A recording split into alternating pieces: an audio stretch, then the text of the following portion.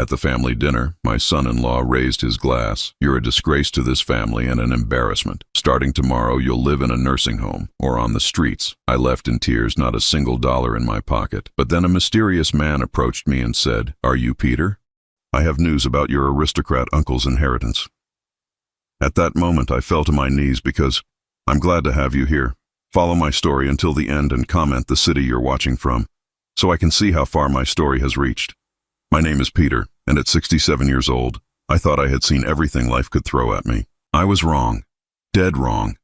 The dining room felt smaller that night, suffocating almost, with its burgundy wallpaper and heavy oak furniture that my late wife Margaret had picked out 20 years ago. The same table where we'd shared countless Sunday dinners, where my daughter Sarah had done her homework as a child, where we'd celebrated birthdays and holidays. Now it felt like a courtroom, and I was the defendant. Sarah sat across from me, her lips pressed into that thin line I'd grown to recognize over the past few months. Next to her, Patrick lounged in his chair like he owned the place, which I was beginning to realize he seemed to think he did. The man had married my daughter 3 years ago, moved into our family home after Margaret passed, and slowly but surely made me feel like a stranger in my own house. "Dad, we need to talk," Sarah said, not meeting my eyes. She was picking at her meatloaf, the same recipe Margaret used to make, though Sarah never quite got it right. Too dry, not enough seasoning. But I never said anything. I'd learned to keep my mouth shut about a lot of things lately. "What about, sweetheart?" I asked, though something in my chest was already tightening. The way she'd been acting lately, the hushed phone conversations that stopped when I entered a room, the looks that passed between her and Patrick when they thought I wasn't paying attention. Patrick cleared his throat and leaned forward, his elbows on the table in a way that would have made Margaret cringe. "Peter, we've been thinking. This house is getting to be too much for you to manage." I blinked, confused. "Too much? I've been managing just fine. I keep the yard up, I cook my own meals." "Dad, you're almost 70, Sarah interrupted, finally looking at me. Her eyes were cold, nothing like the warm brown they used to be when she was little and would crawl into my lap to read bedtime stories. "You can't keep pretending you're still young." "I'm 67, not 90, I said, trying to keep my voice steady. "I'm in good health. The doctor said so just last month." Patrick snorted. "Yeah, well, doctors don't see you at home. They don't see you forgetting to turn off the stove or leaving the front door unlocked." My hands trembled slightly as I set down my fork. I've never left the stove on. "And the door was unlocked one time because I was expecting the mailman with a package." "One time that we know of," Patrick shot back. His voice had that edge it got when he'd been drinking, though I hadn't seen him with a beer tonight. Maybe he didn't need alcohol anymore to be cruel. Sarah reached across the table and patted my hand, but there was no warmth in it. It felt like a gesture she'd practiced. "We're worried about you, Dad. Living alone in this big house, it's not safe anymore." "I'm not alone. You two live here too." Even as I said it, I realized how pathetic it sounded. They lived here, but they weren't really here, not for me. They had their own wing of the house, their own routines. I might as well have been a ghost haunting the hallways. Patrick stood up abruptly, his chair scraping against the hardwood floor. He walked to the window and stood there with his back to us, his shoulders rigid. When he turned around, his face was set in hard lines. "Let me be clear about something, old man," he said, and my heart sank at the tone. "You're not our responsibility. You're a burden, a liability." "Patrick," Sarah gasped, but she didn't really sound shocked. More like she was upset he was saying it out loud. "No, Sarah, he needs to hear this." Patrick moved closer to the table, and I could smell the cologne he wore, something sharp and expensive that always made my nose itch. "You sit around this house all day, doing nothing productive. You watch your old Western movies, you shuffle around in those ratty slippers, and you expect us to take care of you." I felt heat rising in my cheeks. "I don't expect anything from you. I never asked you to move in here." "Oh, that's rich," Patrick laughed, but there was no humor in it. Where else were we supposed to go? Sarah couldn't afford her own place after college, and I was trying to get my business off the ground. "You think we wanted to live with some sad old widower?" The words hit me like physical blows. I looked at Sarah, waiting for her to defend me, to tell her husband he was being cruel. Instead, she looked down at her plate. "The truth is, Dad," she said quietly, We've been talking to some very nice assisted living facilities. There's one called Sunset Manor that has a great reputation. They have activities, people your age to socialize with. You want to put me in a home? My voice cracked, and I hated how weak I sounded. It's not putting you anywhere, Patrick snapped. It's helping you find a place where you belong. Because you sure as hell don't belong here anymore. I gripped the edge of the table, my knuckles white. This is my house. Margaret and I bought this house 32 years ago. We raised Sarah here. It's my home. Patrick's eyes gleamed with something nasty. Actually, Peter, we need to talk about that too. Talk. He reached into his jacket pocket and pulled out a folded paper. See, the thing is, this house isn't really yours anymore. My blood went cold. What do you mean? Sarah finally looked up, and I saw something in her face that made my stomach drop. Guilt, maybe, but not the kind that would stop her from doing whatever they'd planned. Dad, last year when you were in the hospital with pneumonia, you were really out of it. You signed some papers. What papers? My voice was barely a whisper. Patrick unfolded the document with exaggerated care. Power of attorney papers and a deed transfer, for your own protection, of course. The room started spinning. I remembered being in the hospital, remembered being groggy from medication, remembered Sarah coming in with a stack of papers and saying something about insurance forms. I'd been so weak, so grateful that she was handling things. You can't. That's not legal. I was sick. I wasn't thinking clearly. Oh, but you were, Patrick said smoothly. We made sure of that. Had the doctor confirmed you were mentally competent when you signed. Everything's completely legal. I felt like I was drowning. Sarah, please, tell me this isn't happening. She wouldn't meet my eyes. We're not kicking you out, Dad. We're just encouraging you to make the right choice, for everyone. Patrick walked back to his chair and sat down, leaning back like he'd just won a poker game. Here's how this is going to work, Peter. Tomorrow morning, you're going to pack up your personal belongings. We'll drive you to Sunset Manor and get you settled in. The state will cover the costs since you're basically indigent now.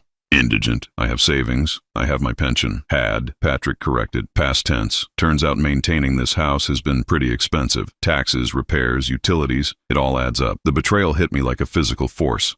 My own daughter, my little girl who used to braid dandelions into my hair and tell me I was the best daddy in the world, had stolen everything from me. And if I refuse? I managed to ask. Patrick's smile was cold as winter. Then you can figure out how to survive on the streets, because either way, you're not staying here. I stood up on shaky legs, my heart pounding so hard I thought it might give out right there. Sarah, please, I'm your father. For just a moment, her mask slipped, and I saw the little girl I used to know.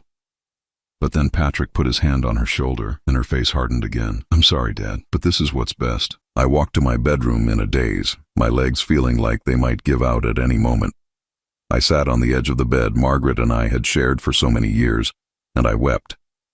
Not just for losing my home, but for losing my daughter, for realizing that the family I thought I had was nothing but an illusion. The next morning, I stood on the sidewalk with a single suitcase and $17 in my wallet. Patrick had dropped me at the corner, said Sunset Manor would pick me up, but I knew better. There was no Sunset Manor, no plan. They just wanted me gone. As I stood there in the morning sun, feeling more alone than I'd ever felt in my life, a black sedan pulled up to the curb. A man in a gray suit stepped out, looked directly at me, and said something that would change everything. Excuse me, are you Peter Holloway? I stared at the man in the gray suit, my suitcase handle cutting into my palm where I'd been gripping it too tight. He was maybe 50 years old, with silver hair and kind eyes behind wire-rimmed glasses. Everything about him screamed professional, expensive. The kind of person who belonged in boardrooms and country clubs, not talking to homeless old men on street corners. Yes, I'm Peter Holloway, I said, my voice hoarse from crying. Who's asking? He smiled, and it wasn't the fake, practiced smile I'd gotten used to from Patrick. This one seemed genuine. My name is James Whitmore. I'm an attorney with Whitmore, Bradford & Associates. I've been trying to locate you for quite some time. An attorney? My stomach clenched. If this is about some debt or lawsuit, I should tell you right now that I don't have anything left to take. Mr. Whitmore's expression softened. Mr. Holloway, I think there's been a misunderstanding. I'm not here to collect anything from you. Quite the opposite, actually. Is there somewhere we could talk privately? I looked around the suburban street where my daughter had dumped me like garbage. A few neighbors were peeking through their curtains, probably wondering about the commotion. Mrs. Patterson from 3 houses down gave me a little wave, and I felt my cheeks burn with shame. She'd probably heard about what happened. "There's a diner about 6 blocks from here," I said, "the Bluebird Cafe. But I should warn you, I only have $17 to my name." "Please, allow me to buy you breakfast," Mr. Whitmore said gently. "And perhaps you'd like to put your suitcase in my car. I promise it'll be safe." The walk to the diner felt surreal. Here I was, supposedly destitute and homeless, being escorted by a lawyer who drove a car that probably cost more than I used to make in 2 years. Other people on the street stared at us, this odd pair, and I wondered what they saw when they looked at me. A charity case? A fraud? The Bluebird Cafe was nearly empty at 9:30 in the morning, just a few regulars nursing coffee and reading newspapers. Dolores, the waitress who'd been working there since the Carter administration, took one look at me and frowned. "Peter, honey, what happened to you? You look like you've been through hell." "Something like that," I mumbled, sliding into a booth across from Mr. Whitmore. "Just coffee for me, Dolores." "Nonsense," Mr. Whitmore said firmly. "Bring us both the full breakfast, please. Eggs, bacon, toast, the works." Dolores raised an eyebrow but nodded. "Coming right up." When she was gone, Mr. Whitmore opened his briefcase and pulled out a thick manila folder. "Mr. Holloway, what I'm about to tell you might come as quite a shock. Are you familiar with the name Reginald Holloway?" I shook my head. "Should I be?" "He was your father's older brother. Your uncle." I felt confused. My father never mentioned having a brother. He said he was an only child. Mr. Whitmore nodded knowingly. "That's not uncommon. The Holloway brothers had what you might call a falling out in 1951. From what I've been able to piece together, it was over money and a woman. They went their separate ways and never spoke again." "Okay, but what does this have to do with me? If he existed, this uncle, he's probably been dead for years." "He died 6 months ago," Mr. Whitmore said quietly, "at the age of 93, and he spent the last 30 years of his life trying to find his brother's family." Dolores brought our coffee, and I wrapped my hands around the warm mug, grateful for something to hold on to. "I still don't understand why you're telling me this." Mr. Whitmore opened the folder and pulled out a photograph. It was old, black and white, showing 2 young men in military uniforms. One of them looked remarkably like my father had in his army photos. "This is your father, Thomas, and this is Reginald," he said, pointing to each man. Reginald went on to become quite successful in real estate development. He never married, never had children of his own. When he realized he was dying, he hired private investigators to track down any surviving family members. My head was spinning. "Are you saying I have a rich uncle I never knew about?" "Had," Mr. Whitmore corrected gently. "And yes, Reginald was quite wealthy. His estate is valued at approximately $12 million. I nearly choked on my coffee. 12 million? The bulk of his holdings include a estate in Virginia, several rental properties, and a substantial investment portfolio. According to his will, everything goes to his brother's surviving family members. But my father's been dead for 15 years. Which means," Mr. Whitmore said, pulling out another document, "everything goes to you." The words didn't compute. I stared at him, waiting for the punchline, for him to tell me this was some elaborate joke or scam. "That's impossible. Things like this don't happen to people like me." "I understand your skepticism," Mr. Whitmore said. "It's a lot to process, but I have all the documentation right here. Birth certificates, DNA evidence from your father's military records, the will itself. It's all legitimate." Dolores brought our breakfast, heaping plates of eggs and bacon and hash browns. The smell made my stomach growl, reminding me that I hadn't eaten since yesterday's disastrous dinner. But I couldn't focus on food. "Why now?" I asked. "Why did it take so long to find me?" Mr. Whitmore cut into his eggs thoughtfully.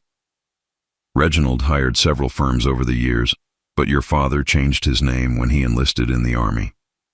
Thomas Holloway became Thomas Holloway.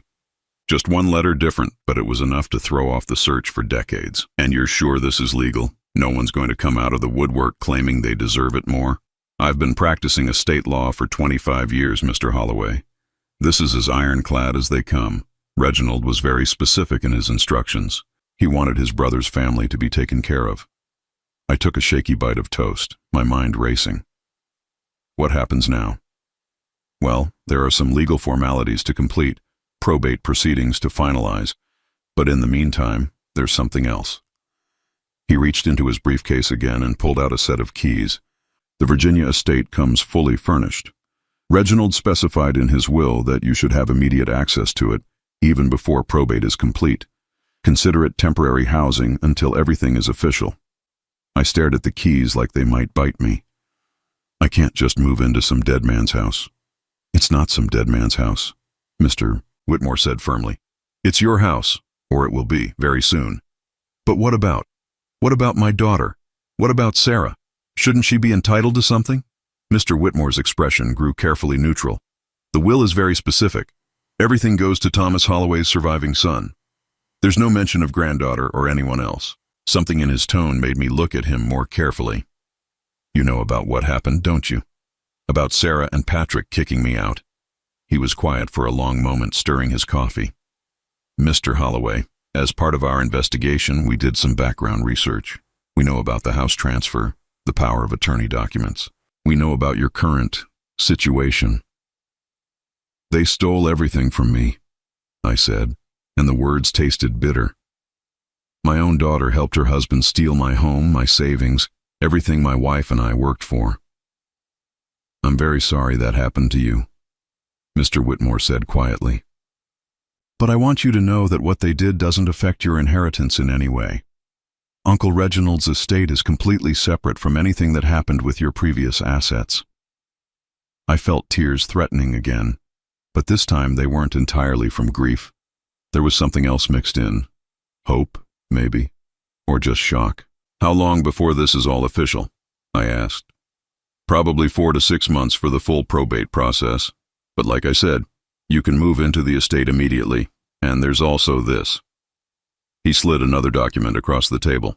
Reginald set up a trust fund specifically for living expenses during the transition period. $5,000 a month, starting immediately. $5,000 a month. I'd been living on $1,200 a month from Social Security, and even that was barely enough. $5,000 felt like winning the lottery. I don't know what to say, I whispered.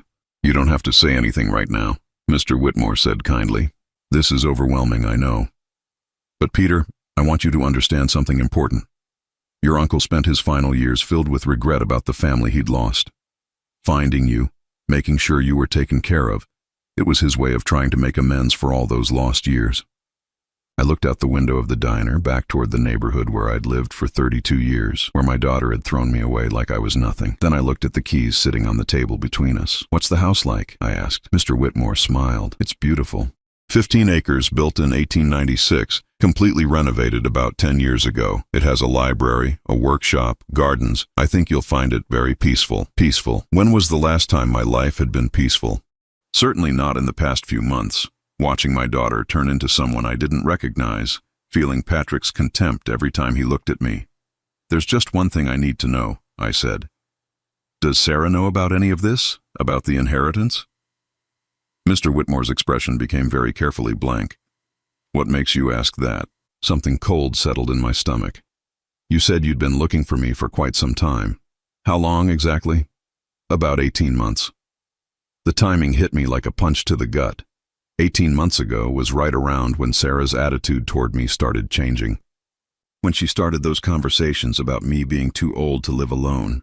When Patrick started making his cruel comments about me being a burden. Oh, God, I breathed.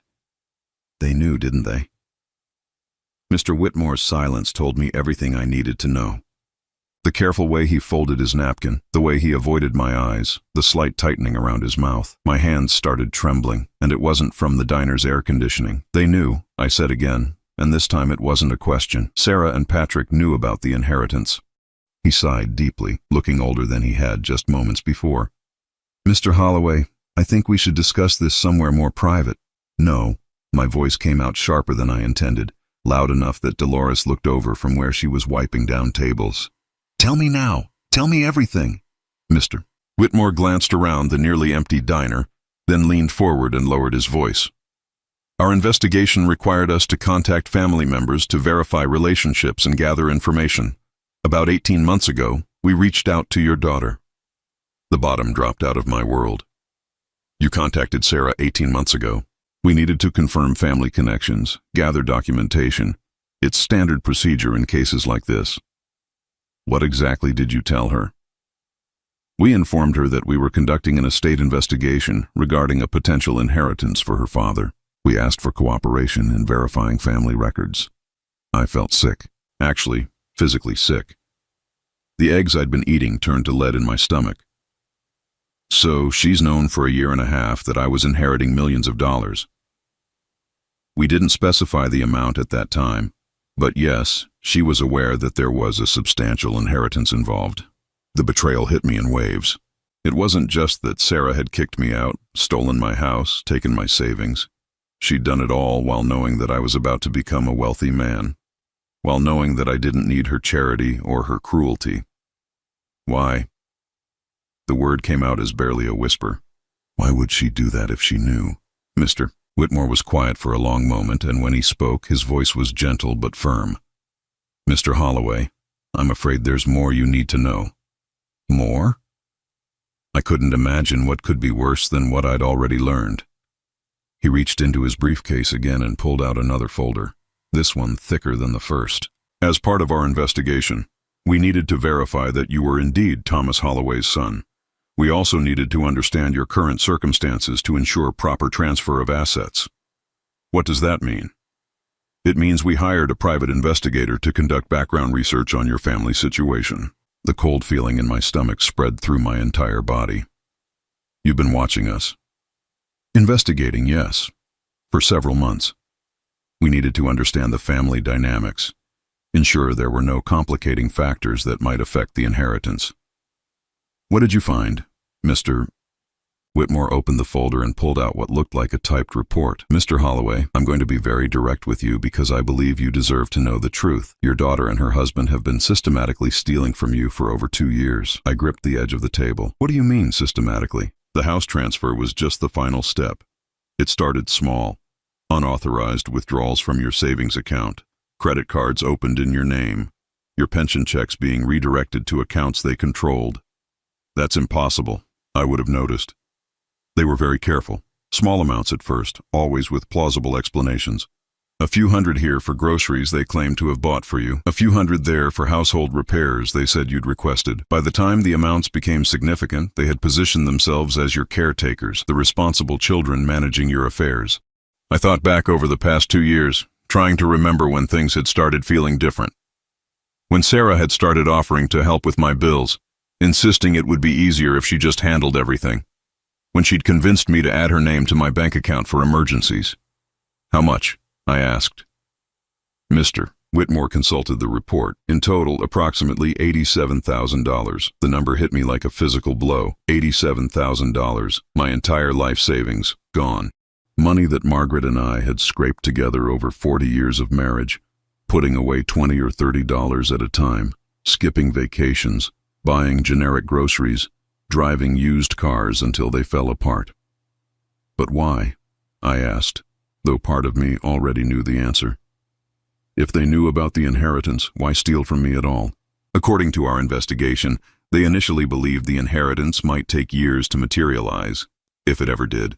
They viewed your savings as money they would eventually inherit anyway, so they started helping themselves early. And when they realized the inheritance was real and substantial, Mr. Whitmore's expression grew even more serious. That's when they shifted strategies. They realized that if you inherited $12 million while still living independently, you might cut them out entirely. You might discover what they'd been doing. You might leave everything to charity out of anger. The pieces were falling into place, and each one felt like a knife in my chest. So they decided to have me declared incompetent. The plan, as far as we can determine, was to have you committed to a care facility, obtain legal guardianship, and control the inheritance through power of attorney. But something went wrong. Yes, they moved too quickly. The inheritance process accelerated faster than they anticipated, and they panicked. Rather than wait for a legal guardianship proceeding, they decided to simply force you out and hope you'd disappear quietly. I stared down at my hands, these old weathered hands that had worked so hard for so many years, and I felt something I'd never experienced before. Not just anger, but rage. Pure, white-hot rage. How long have you known all this? I asked. We've been piecing it together for months, but we couldn't act until we had verified your identity and confirmed the inheritance. We also needed solid evidence of their actions. Evidence? Bank records, forged documents, recorded phone conversations, enough to file criminal charges if you choose to do so. The thought of Sarah in handcuffs, of Patrick being led away by police officers, should have given me satisfaction. Instead, it just made me feel hollow. This was my daughter we were talking about, the little girl who used to fall asleep on my chest while I read her bedtime stories. "There's something else," Mr. Whitmore said quietly, "something I think you should see before you make any decisions about how to proceed."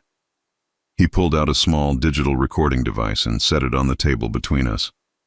"Our investigator recorded this conversation 3 weeks ago. Your daughter and Patrick discussing their plans." My finger hovered over the play button. Did I really want to hear this? Did I want to know exactly how much contempt my own child had for me? "Peter, you don't have to listen to this now," Mr. Whitmore said gently. "You can take it with you. Listen when you're ready." But I was already pressing play. Sarah's voice came through the tiny speaker, crystal clear. "I still think we should wait for the guardianship hearing. It would be cleaner, more legal." Patrick's voice was harder, impatient. "We don't have time for that. The lawyer could show up any day now. If Dad finds out about the money before we get him committed, we're screwed. But just kicking him out? Patrick, he's my father. He's a senile old man who's outlived his usefulness. Look, Sarah, we've already spent most of his savings. If he gets that inheritance and finds out what we've done, he'll have us arrested. Is that what you want? Of course not, but nothing. We stick to the plan. We make him so miserable he'll be grateful for any way out, even if it's the street. Once he's gone, we file a missing persons report, have him declared dead eventually, and inherit everything as his only surviving family."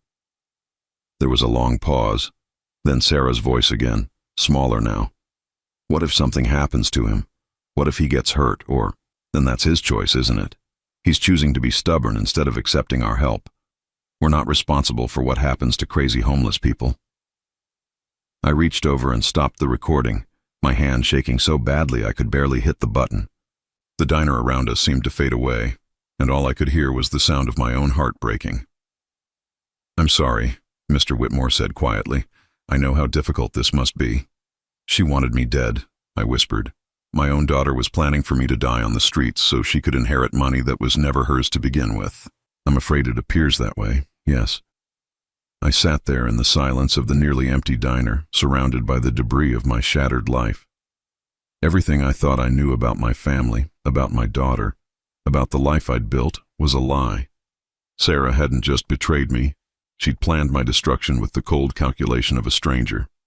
"Mr. Whitmore," I said finally, my voice steadier than I felt, "I want to see this house, this inheritance. I want to see what my uncle left me. Of course, I can drive you there today if you'd like. And I want copies of everything, every document, every recording, every piece of evidence you've gathered." "Absolutely." I picked up the keys to the Virginia estate, these small pieces of metal that represented a future I'd never imagined possible.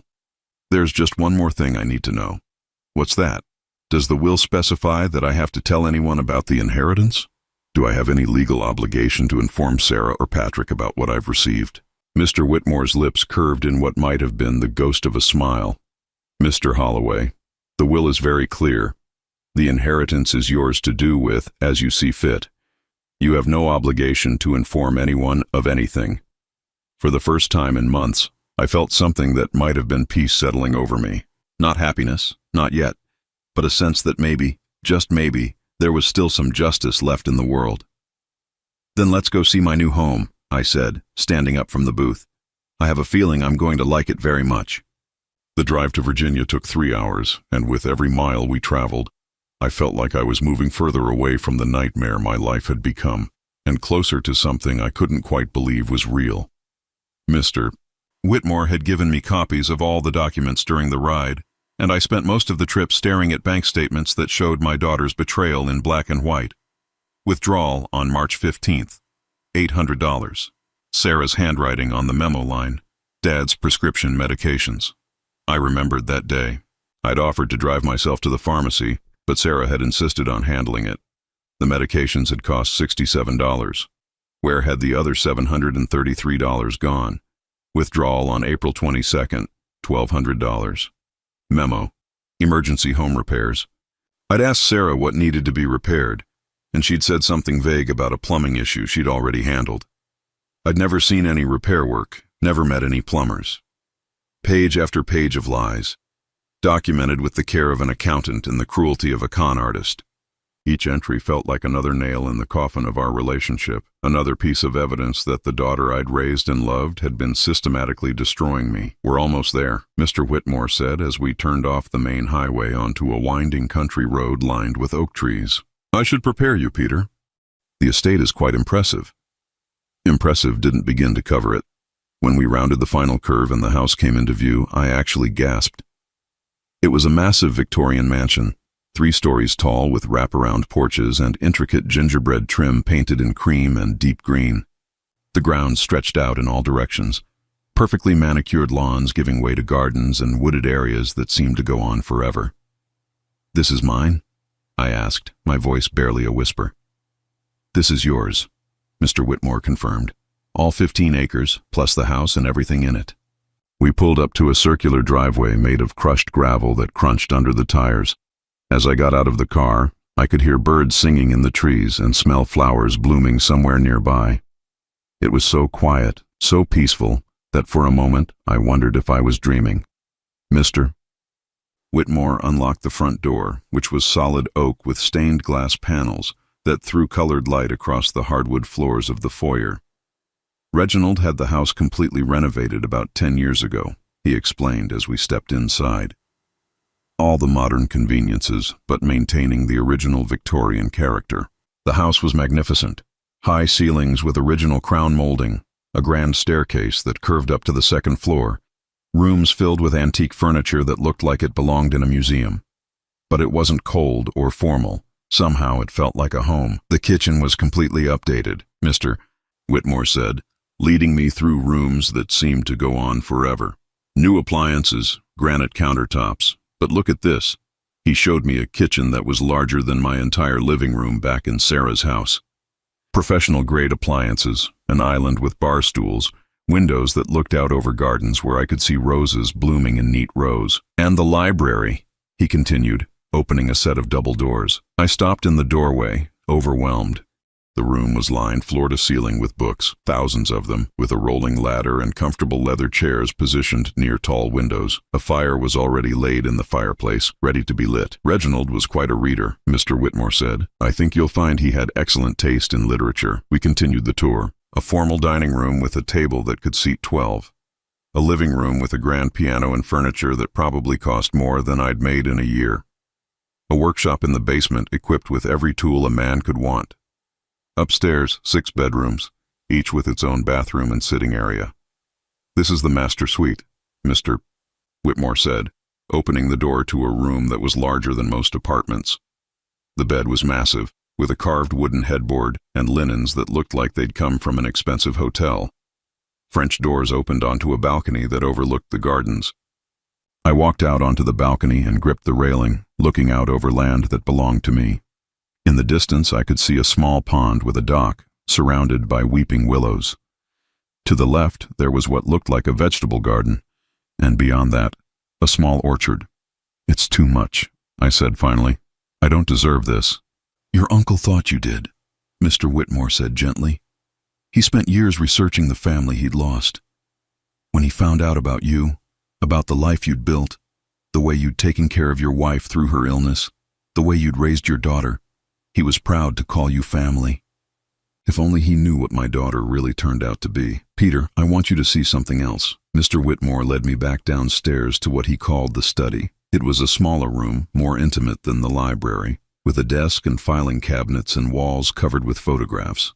"Reginald was quite the detective when it came to family history," he said, pointing to the photographs. "Look at this." The wall was covered with pictures I'd never seen before.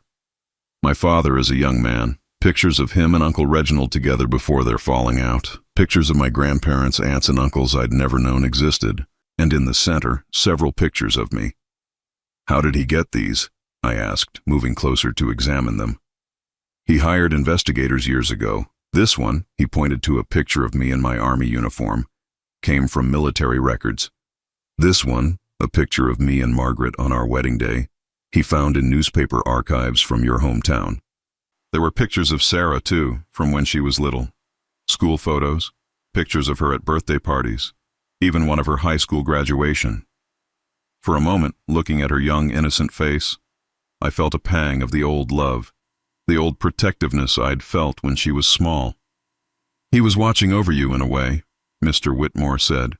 "Even though he'd never met you, he felt connected to you. He wanted to make sure his brother's son was doing well." I turned to a filing cabinet that stood open, revealing folders neatly labeled with dates and subjects. "What's all this?" "Reginald's research. He kept meticulous records of everything he learned about the family." Mr. Whitmore pulled out a folder labeled Peter Holloway, Personal History. "He knew about Margaret's illness, about how you took care of her. He knew about your work history, your military service. He was proud of the man you'd become." Inside the folder were documents I'd never seen before, copies of commendations from my job at the post office, a letter of recommendation from my supervisor when I retired, even a copy of Margaret's obituary from the newspaper. "He read this," Mr. Whitmore said, pointing to the obituary, "about how you were survived by your loving daughter Sarah. He was happy that you weren't alone, that you had family to care for you in your old age." The irony was bitter. Uncle Reginald had died believing that I was surrounded by love and care, never knowing that the daughter he'd read about was planning my destruction. "There's something else," Mr. Whitmore said, pulling out another folder. "This might be difficult to look at, but I think you should see it." The folder was labeled Sarah Holloway, Background Investigation, and it was thick with documents and photographs, pictures of Sarah and Patrick at expensive restaurants, receipts for designer clothes and luxury vacations, credit card statements showing purchases that had been made with money stolen from me. "They weren't just taking your money to pay bills," Mr. Whitmore explained. "They were living lavishly on it. Look at this." He showed me a receipt from a jewelry store. $3,000 for a diamond bracelet, purchased 2 days after they'd withdrawn $4,000 from my account for what Sarah had called emergency dental work. And this. A receipt for a weekend trip to Las Vegas, charged to a credit card they'd opened in my name. "They went to Vegas with your money while telling you they were visiting Patrick's sick grandmother." Each document was another betrayal, another lie exposed. By the time I'd gone through half the folder, I felt numb. These weren't the actions of a daughter who'd made some poor choices or gotten in over her head financially. This was calculated theft, planned and executed with complete disregard for my welfare. "How long have they been doing this?" I asked. "The financial crimes started about 2.5 years ago, shortly after Patrick moved into your house. But the manipulation goes back further." He showed me printed copies of text messages between Sarah and Patrick. "Look at these from 3 years ago." The messages were brutal in their casual cruelty. Patrick texting Sarah, "Your dad is such a pathetic old fool. How much longer do we have to pretend to care about him?" Sarah's response, "Just until Mom's been dead long enough that people won't judge me for putting him in a home. Maybe another year." Another exchange from 2 years ago. Sarah, "Dad keeps asking about the life insurance money from Mom. What should I tell him?" Patrick, "Tell him it all went to funeral expenses. He's too stupid to check." But Margaret's life insurance policy was in the folder too. $50,000 paid directly to Sarah as the beneficiary, with none of it going to funeral costs that had been paid from Margaret's own savings account.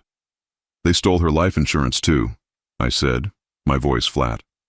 "I'm afraid so.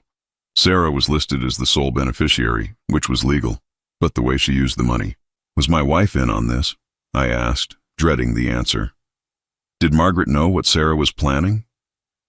Mr. Whitmore shook his head quickly. "No, absolutely not.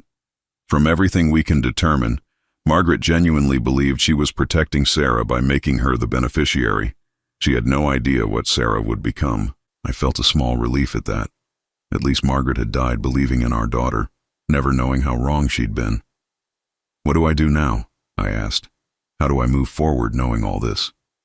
"That's entirely up to you," Mr. Whitmore said. "You have options. You could file criminal charges. You could sue them civilly to recover the stolen money.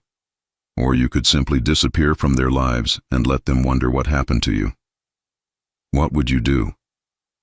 He was quiet for a long moment, looking out the window at the peaceful gardens. "I think," he said finally, "that sometimes the best revenge is living well." You have a chance now to build a new life, a good life, surrounded by beauty and peace. That might be worth more than any legal victory. I nodded, understanding what he meant, but as I looked at the evidence of my daughter's betrayal spread out across Uncle Reginald's desk, I knew that whatever I decided to do, it would be on my terms this time. For once in my life, I held all the cards. I had been living in Uncle Reginald's house for exactly 6 weeks when my phone started ringing. I'd bought a new phone, a new number, thinking I wanted a fresh start. But apparently, desperate people have ways of finding you. The first call came on a Tuesday morning while I was having coffee on the back porch, watching deer graze in the meadow beyond the garden. I'd fallen into a routine of sorts: morning coffee outside, reading in the library, working in the vegetable garden that the groundskeeper had helped me plant. For the first time in years, I felt peaceful. The phone rang, and I almost didn't answer the unknown number, but something made me pick up. "Dad?" Sarah's voice was thin, strained. "Dad, is that you?" I should have hung up immediately. Instead, I found myself gripping the phone, my chest tightening with familiar dread. "How did you get this number?" "Dad, thank God. We've been so worried." "Where are you? What happened to you?" The audacity of it took my breath away. Worried. As if she hadn't thrown me out on the street with $17 in a suitcase. As if she hadn't planned for me to die homeless and alone. "I'm fine, Sarah." "But where are you staying?" "We went to Sunset Manor looking for you, and they said you never arrived. Dad, we thought something terrible had happened." I almost laughed. Sunset Manor, the fictional nursing home they'd invented to make themselves feel better about abandoning me. "Did you really think I'd go to a place that doesn't exist?" There was a long pause. "What do you mean it doesn't exist?" "There is no Sunset Manor, Sarah. There never was. You just wanted me gone and you didn't care where I ended up." "Dad, that's not true. There was a mix-up with the paperwork, but we can fix it. Just tell me where you are and we'll come get you." "I don't think so. Dad, please." "I know you're angry, and you have every right to be." Patrick was out of line that night. He was drinking. He said things he didn't mean. We both feel terrible about how everything happened. How everything happened. As if it had been some natural disaster instead of a calculated plan to destroy me. "Patrick was drinking?" I said. "I don't remember seeing him with a drink." Another pause. "Well, he'd been drinking earlier, before dinner." "Look, that doesn't matter now. What matters is that you're safe and we can work this out as a family." "We're not a family, Sarah." "Don't say that. Please. You're my father, I love you, and I want to make this right." "How much of my money have you spent?" The question hung in the air like a bomb waiting to explode. I could hear her breathing on the other end of the line, trying to figure out how much I knew. "I don't know what you mean." "My savings account, Sarah. The one you've been stealing from for 2 years. How much is left?" "Dad, I haven't stolen anything. I've been helping you manage your finances. Some of those withdrawals were for your care, for household expenses. $87,000. My voice was steady, cold. "That's how much you and Patrick stole from me. $87,000 that your mother and I saved over 40 years of marriage." The silence stretched so long I thought she'd hung up. When she finally spoke, her voice was different, smaller. "How do you know that number?" "I know a lot of things, Sarah. I know about the fake receipts, the forged documents, the credit cards you opened in my name. I know about the jewelry and the vacations and all the other ways you spent my money while telling me you were taking care of me." "Dad, I can explain." "I've heard your explanations. I heard the recording of you and Patrick planning to have me declared dead so you could inherit everything."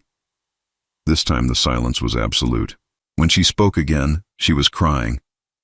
"Daddy, please. I made mistakes, terrible mistakes. But I never wanted to hurt you.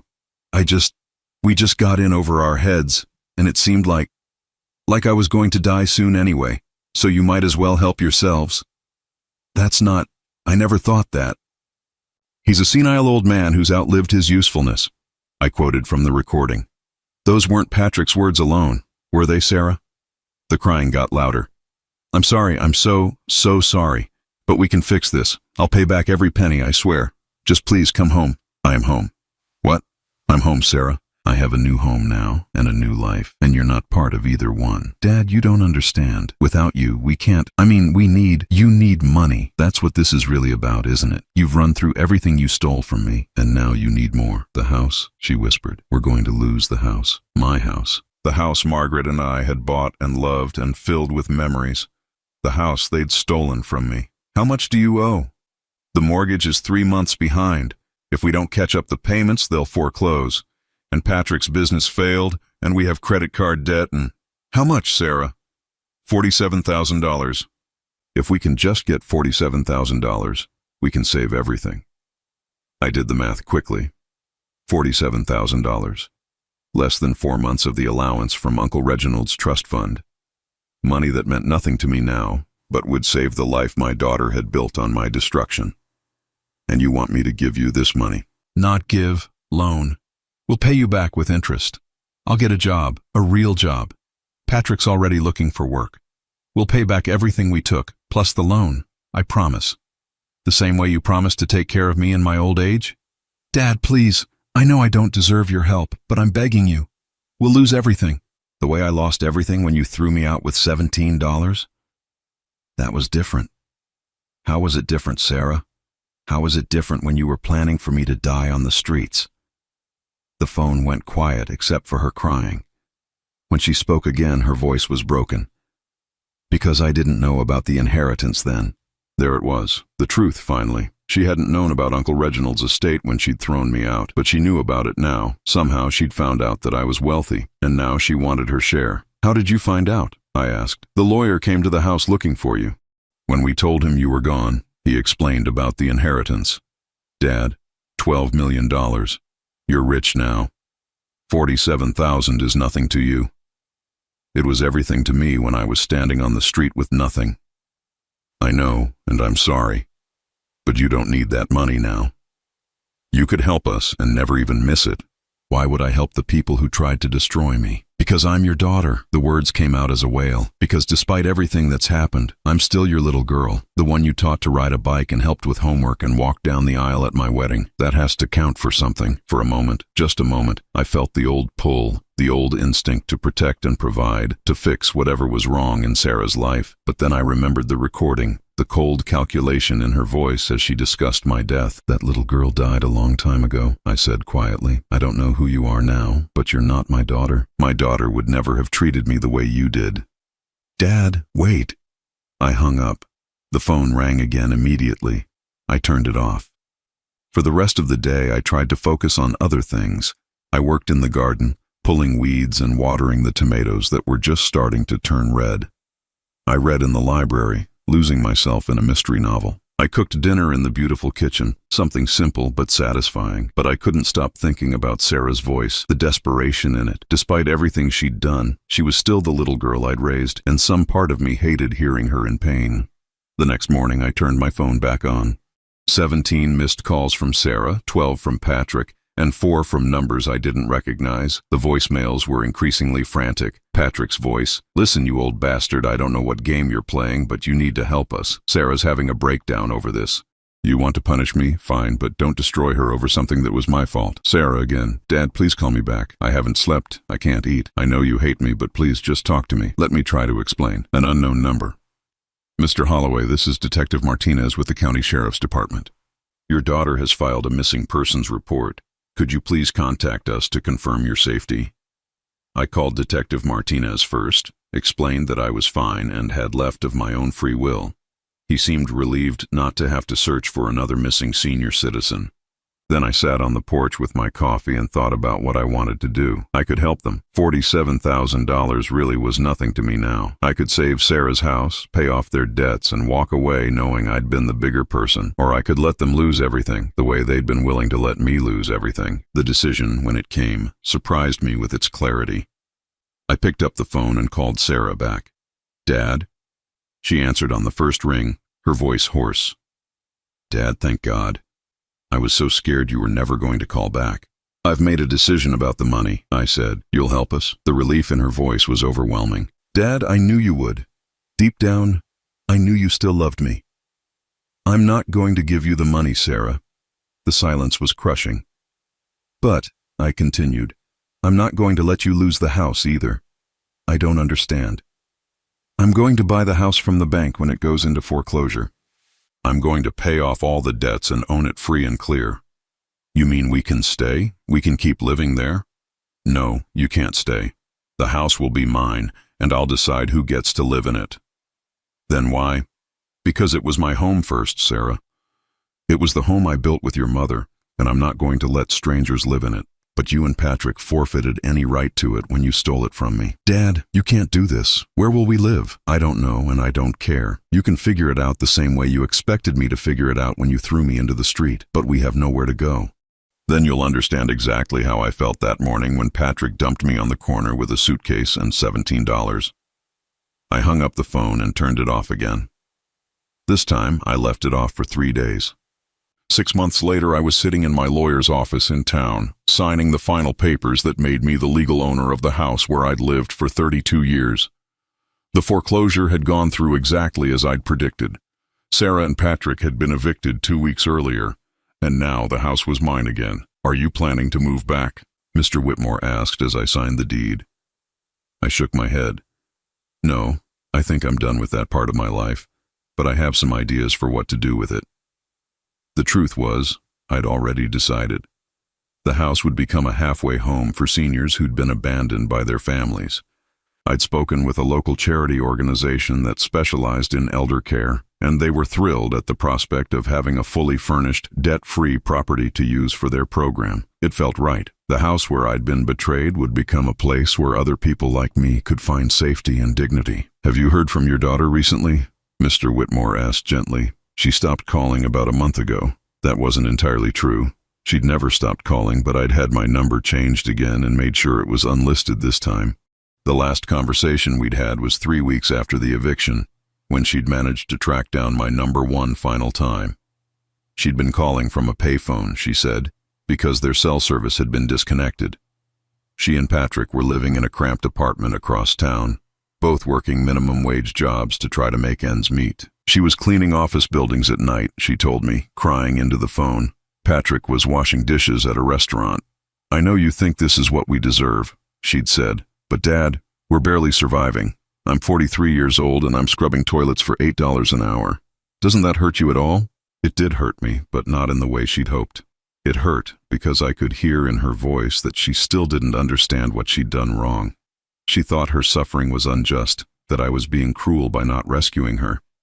She still saw herself as the victim in this story. Do you remember when you were 7 years old? I'd asked her. What? You were 7 and you stole a candy bar from the grocery store. Do you remember what I told you when we found out? Dad, what does that have to do with anything? I told you that every choice has consequences, and that you couldn't undo a choice by being sorry after you got caught. Do you remember that? She was quiet. I told you that if you stole something, you had to face whatever happened next, even if it was hard, even if it was scary, because that's how people learn to make better choices. I was 7 years old, she whispered, and now you're 43. Old enough to understand that stealing $87,000 from your father has consequences too. That was the last time we'd spoken. Now, walking out of the lawyer's office with the deed to my old house in my briefcase, I felt something I hadn't experienced in years. Not happiness exactly, but contentment, peace. I drove back to Uncle Reginald's house, my house now, taking the long way through the countryside. It was early October, and the leaves were starting to turn. The air was crisp and clean, and I could smell wood smoke from someone's fireplace. When I pulled into the circular driveway, I saw a familiar car parked near the front door. Mrs. Henderson from the Historical Society was waiting for me with a folder in her hands and a smile on her face. Peter, I have wonderful news, she said as I got out of the car. The county has approved your application. The house is officially designated as a historical landmark now. I smiled, genuinely pleased. It had been my idea to have Uncle Reginald's house added to the historical register. The house was beautiful and unique, and I wanted to make sure it would be preserved for future generations. That means the tax benefits will kick in next year, Mrs. Henderson continued, and you'll be eligible for grants if you ever want to do any restoration work. Actually, I've been thinking about that, I said, unlocking the front door and inviting her inside. Would you like some coffee? I have something I'd like to discuss with you. We sat in the kitchen while I explained my idea. I wanted to turn part of the house into a museum, showcasing the Victorian era and the history of the area. The main floor would be open for tours, with the upstairs remaining my private living space. It would be a way to share Uncle Reginald's legacy, I explained. He preserved this house for almost a century. It seems wrong to keep it all to myself. Mrs. Henderson was enthusiastic about the idea. We could apply for additional grants, maybe even get some support from the State Tourism Board. This could become a real attraction for the area. After she left, I walked through the rooms of the house, imagining them filled with visitors learning about the past. In the library, I could set up displays about the books and the era they represented. The formal dining room could showcase Victorian entertaining customs. The workshop in the basement could demonstrate the crafts and trades of the period. It would give me something meaningful to do with my retirement, something that would honor Uncle Reginald's memory while helping preserve an important piece of history. I was making dinner when I heard a car in the driveway. Through the kitchen window, I saw a taxi pulling up to the front door, and my heart sank. Sarah got out of the back seat, followed by Patrick. They looked terrible. Sarah had lost weight, and her clothes looked cheap and ill-fitting. Patrick's hair was longer than usual, and he was wearing a stained t-shirt and jeans with holes in the knees. They both looked like people who'd been living rough. I watched from the window as they stood in the driveway looking up at the house. Sarah said something to Patrick, who shrugged. Then they started walking toward the front door. I thought about not answering when they knocked. I thought about calling the police and having them removed for trespassing. Instead, I opened the door and stood there looking at them. "Hello, Dad," Sarah said quietly. She'd been crying. I could see the tracks on her cheeks. "What do you want, Sarah? Can we come in, please? We drove 3 hours to get here." "In a taxi?" Patrick spoke for the first time. "Our car got repossessed last week." I looked at them for a long moment. These two people who had tried to destroy me, now standing on my doorstep like beggars. There was no power left in either of them, no threat, no manipulation. They were broken. "You can come in," I said finally, but only for a few minutes. I led them to the living room and gestured for them to sit on the sofa. I remained standing, keeping the distance between us. "This place is incredible," Sarah said, looking around at the antique furniture and oil paintings. "It's like something from a movie." "What do you want?" I asked again. She looked down at her hands.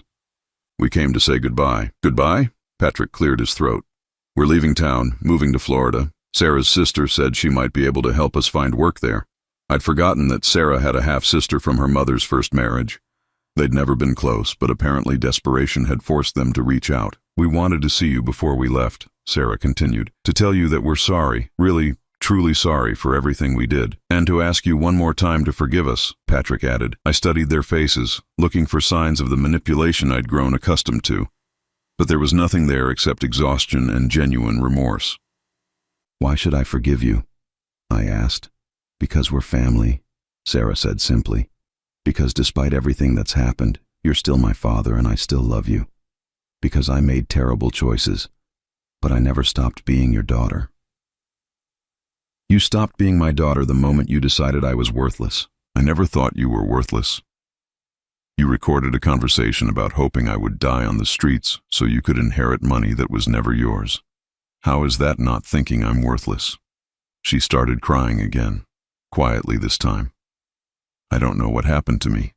I don't know how I became someone who could think those things, do those things. But I did, and I have to live with that for the rest of my life." "Yes, you do. But I also have to live with knowing that I lost my father, that I threw away the most important relationship in my life for money.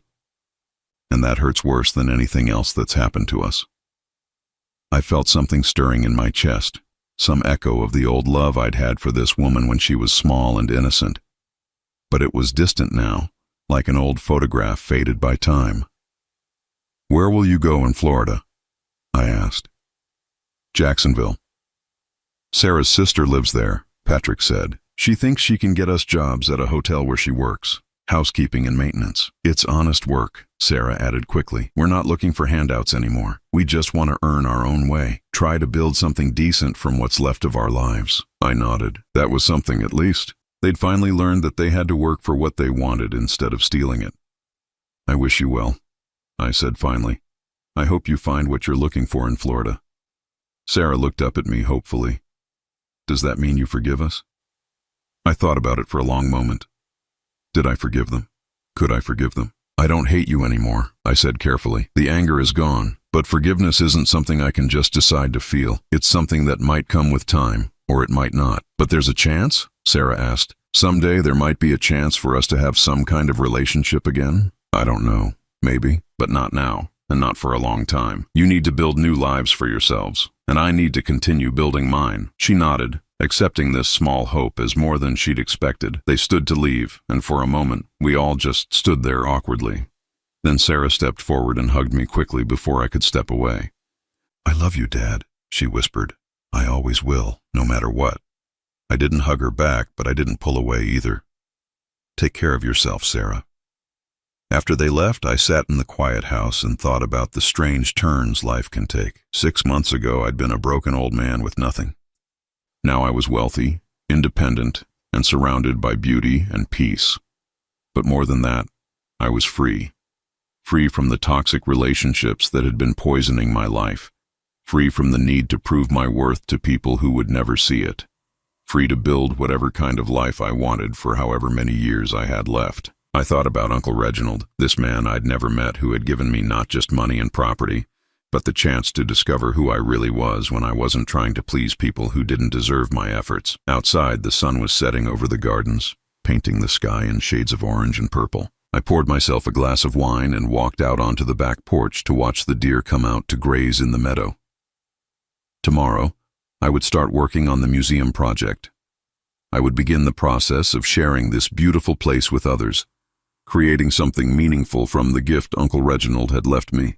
But tonight, I was content to sit in the peaceful silence and reflect on how far I'd come. From that terrible morning when I'd stood on a street corner with nothing, to this evening when I had everything I needed and the wisdom to appreciate it. I raised my glass toward the sunset, a toast to Uncle Reginald and to new beginnings. For the first time in years, I was truly at peace.